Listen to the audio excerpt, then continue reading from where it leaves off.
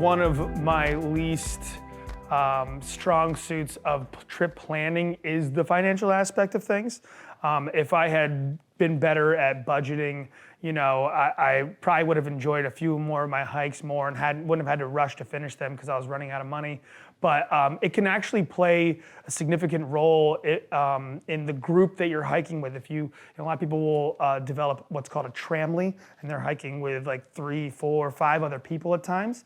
And what your finances are might not be the same as what their finances are, and the group might be like, all right, we're getting a hotel room together, all right, we're gonna go to this restaurant together, and if you're the weak link of who can't do those things, it kind of affects the dynamic of the group a little bit, and you really don't wanna be the person who isn't able to do all the things that the rest of your group is able to do just because maybe you didn't budget as well as you could have or save as much as you could have in advance.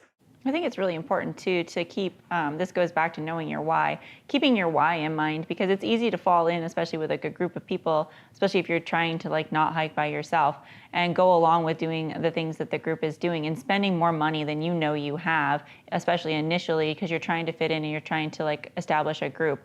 But remember your why and why you're out there, and make sure you're still hiking the hike that you want to have. Make sure you're getting what you want out of this trip and not fall into that pattern of overspending, especially if you're on a tighter budget, just because you want to be able to like hang out with a certain group, or you feel like you just need to have people around you. Don't be afraid to like do it on your own. I mean, I think we both talked about that. Like there's extreme benefit in being able to like do it for yourself and do it on your own terms. In the resources section, we're going to give you a whole glossary of terms that are really only terms that are utilized on these long distance hikes and in the trail communities. But right now I just want to mention what trail angels are, because that's definitely a key and critical part of most traditional through hikes, is finding people that are actually finding you and helping you along your hike.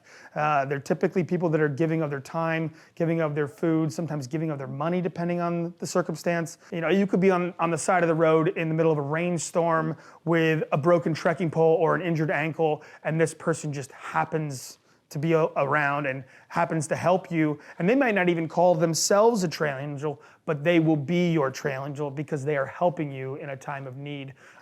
You'll have moments on trail that will just you'll feel unbelievable gratitude for the help that you are getting, and it'll be just this moment that kind of like restores your faith in humanity, and it will be a story to tell all your friends and family.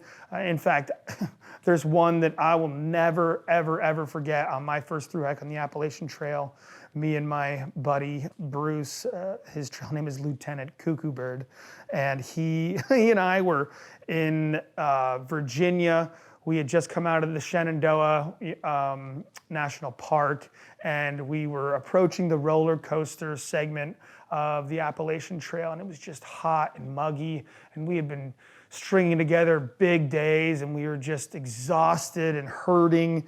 We were like, let's get off trail. Let's come to this road up here. We'll hitchhike into town. We'll get to a restaurant that has air conditioning, and we'll eat food and drink soda. Like, that's all we wanted to do. We just wanted to be in air conditioning.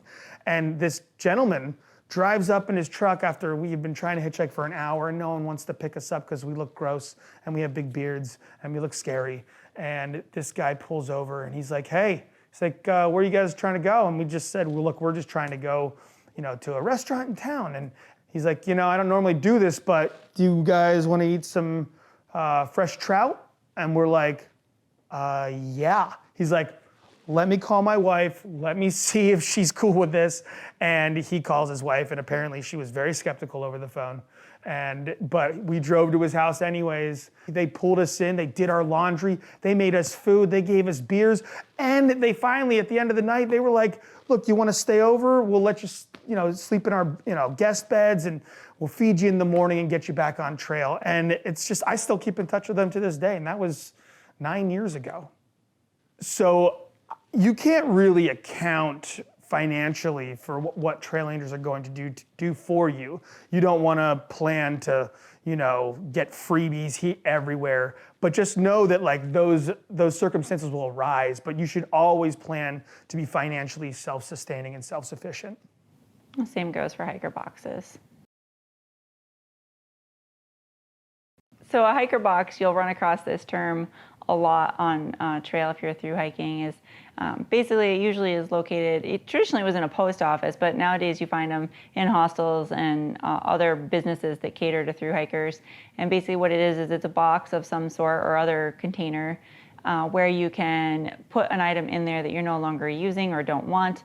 That's still serviceable. This can include food that you're not going to eat, and then it's up for grabs for other hikers to take and use. So, for instance, on my first Appalachian Trail hike, I was able to get a better backpack out of a hiker box because I started out with a really cheap, crappy backpack, and somebody put a really nice upgraded backpack into a hiker box, and I was able to take that and get rid of my old backpack that wasn't very good.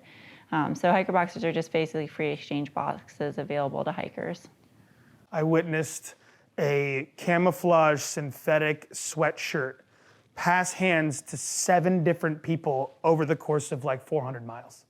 Like that's what a hiker box can do. Like you could use something and be like, this helped me for this long. Then you throw it back in another hiker box further up the trail and someone else can use it. And it just can continue to exchange hands until it's either destroyed or that person's off trail and just keeps it for the rest of their life. I see people like swapping shoes. I've given I've taken shoes from a hiker box. Yeah, it's true. Yeah.